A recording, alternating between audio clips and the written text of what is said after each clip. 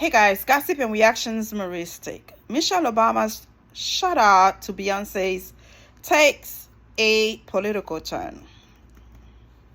Michelle Obama praised Beyonce's Cowboy Carter country album on Instagram while putting in a plea for fans to vote. The former First Lady wrote in a post on Tuesday that Beyonce was helping redefine a music genre and transform our culture before pivoting to this year's presidential election. Again, it doesn't matter what she said, some people will find something negative to say to find about it. So at the end of the day, whether it turns political, it might work well for Democratic Party, and for the Republican Party, they're gonna find it was the worst thing to say. You cannot please everyone, okay? This album reminds us that we all have power, she wrote in the post caption, which accompanied the cover art for Cowboy Carter.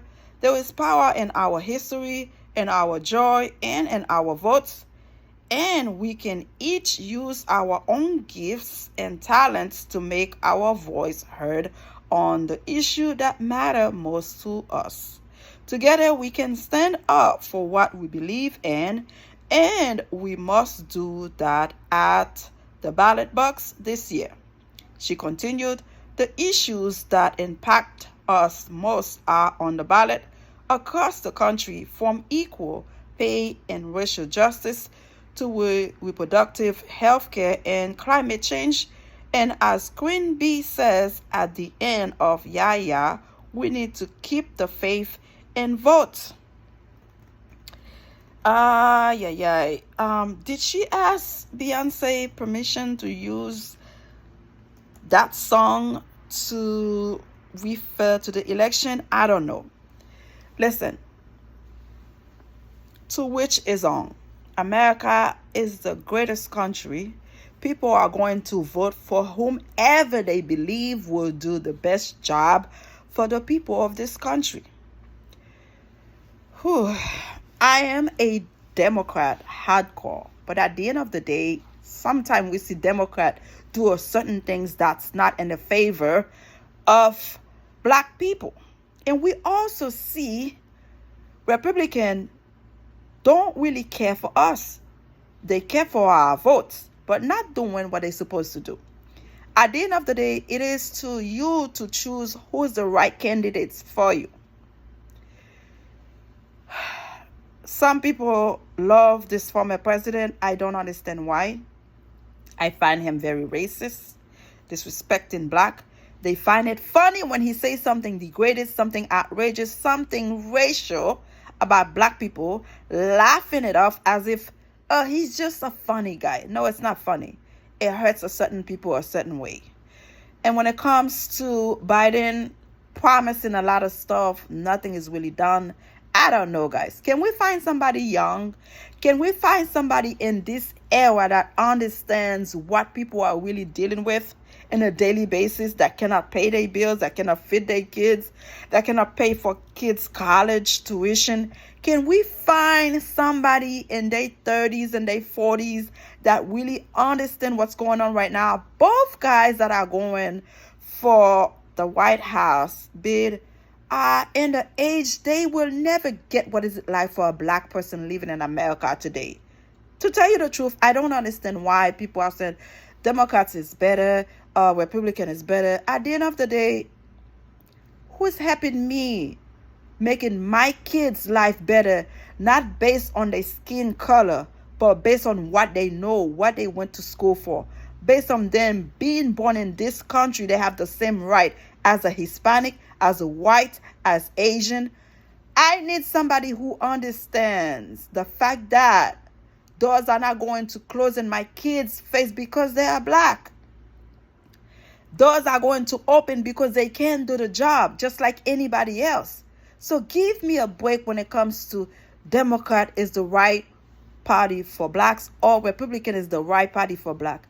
The right party for blacks are people who's making our life easier in a daily basis, not because of what the color of our skin look like. You making my kids go into the store not being shot, I will appreciate that. You making my kids' life going to go look for a job, get the job, not because they disqualified because of the skin of their skin, I will appreciate that. I want my kids to go wherever they feel like free with a hoodie on or off, not being shot at because the way their skin look like. Then I will respect this candidate. I will respect this candidate when the middle class can wake up not having to do overtime to pay for their bills, not having to get a loan to pay for their bills, not having to cry every day because they cannot sustain normal human being basics life substance. I mean, I don't understand it for real. I want somebody to please explain to me what is the difference of Republican and Democratic Party if they just are promising, I'm going to do this for you, I'm going to do that for you if you give me your vote. And you give them your vote, they end up in the house and not doing crap for you. Not doing shit for you or your kids' future. Okay? America needs to be a better place for everyone, including immigrants, because we all contribute to this great, beautiful country. The minute I can see my kids not being judged by the color of their skin, but what they know, then I can respect this person. And again, I don't know why Americans are falling in love with older candidates when they are not doing anything for them. Give me somebody in their 30s and their 40s that are into this era, that knowing what's going on right now, what we need to make our life, our kids' life safer and better. I can respect that. Our former president, we had a lot of trucks going around with the racist word, doing all kind of stuff, killing our people with no problem, with no remorse, with nothing. At least this one, I guess, it's a more quiet time, you know. They are racist. They are doing things to us on the low. Not so vivid. Not so... It's like they had a license to be racist. No big deal. They were doing it in our faces with no problem. But what has changed in our financial situation? Nothing. Really nothing. You still work hard. You still pay taxes. You still do what you got to do, struggling to make it on a daily basis. Find somebody at an age that understands the struggle in a daily, everyday American's life. Give me a break. Subscribe. Thank you. Bye.